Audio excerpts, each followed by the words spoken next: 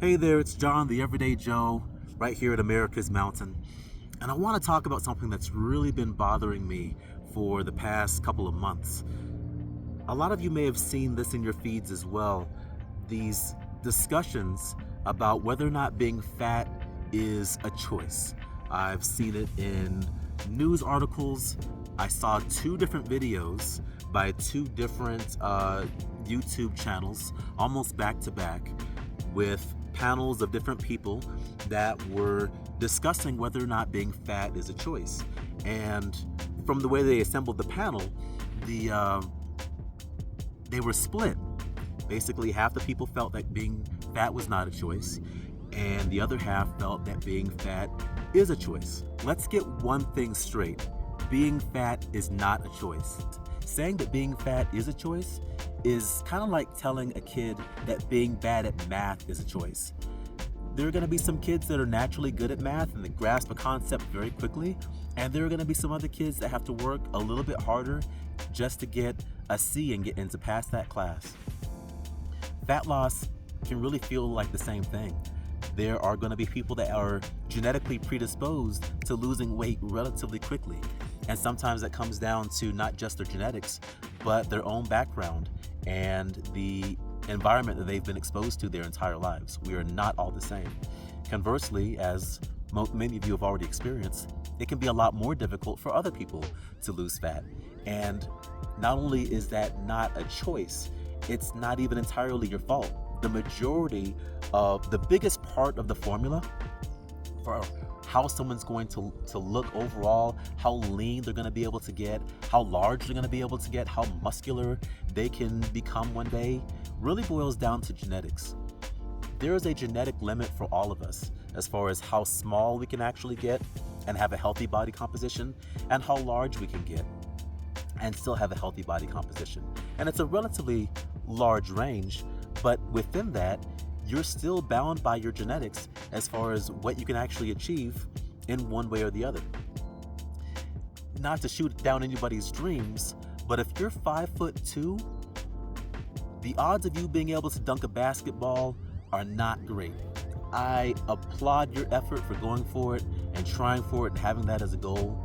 But if you are an adult and you kind of stopped growing and you're only 5'2", dunking that basketball might not be in the cards for you.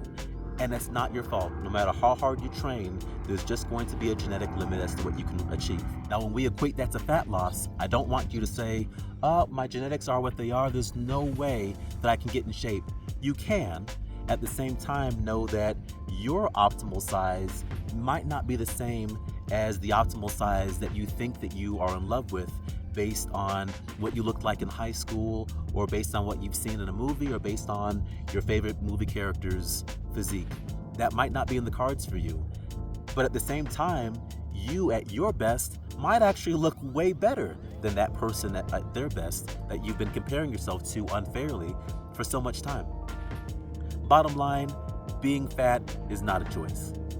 What really bothered me in some of the articles and videos that I saw is that it was the trainers, the people that had backgrounds in fitness and in nutrition, that were saying that being fat was a choice.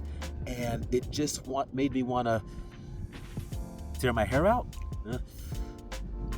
But as trainers, we always need to be leading and engaging with empathy. First and foremost, there is no excuse for not doing so.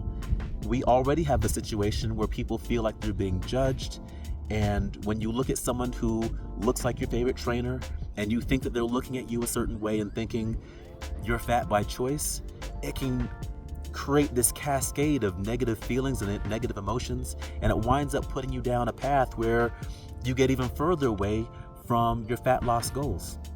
So I'm particularly embarrassed and ashamed on behalf of those trainers, people who should know better, that were telling the world that that being fat was by choice. That completely blows my mind, especially when there is so much scientific data showing us that is not the case.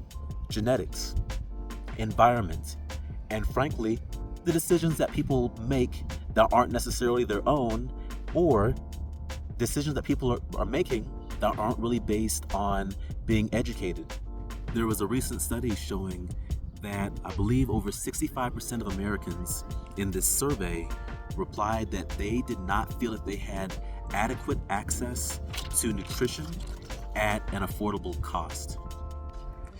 The researchers also broke down the results by demographics, and in the Asian American and the Hispanic American communities, those respondents said that price was a huge factor in them not being able to make the correct decisions when it came to their grocery shopping and putting food in their cupboards and on their shelves.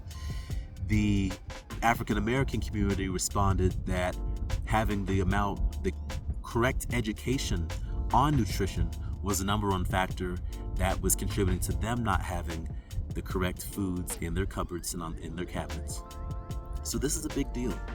When the number one factor, controllable factor in your fat loss journey is food, and most people feel like they don't know what to select or they can't afford the thing that they'd like to select, that's a big deal. And that unfortunately takes a lot of the agency out of your hands. And you have to then go out of your way to prioritize that education, prioritize that access, and unfortunately, figure out a way to get the right nutrients and get the right macronutritional balance into your life. And sometimes that is not easy. And on my end, I have to make sure that I'm approaching that situation with empathy and with understanding at all times. But for you as an individual, look at your situation with a little bit of grace and understand that you're not here in a vacuum. You're not growing your own food. You're not hunting down your own culinary protein to put on your dinner table. You're reliant on a network of a multitude of other factors to kind of help you get where you're going on a daily basis for just your basic needs.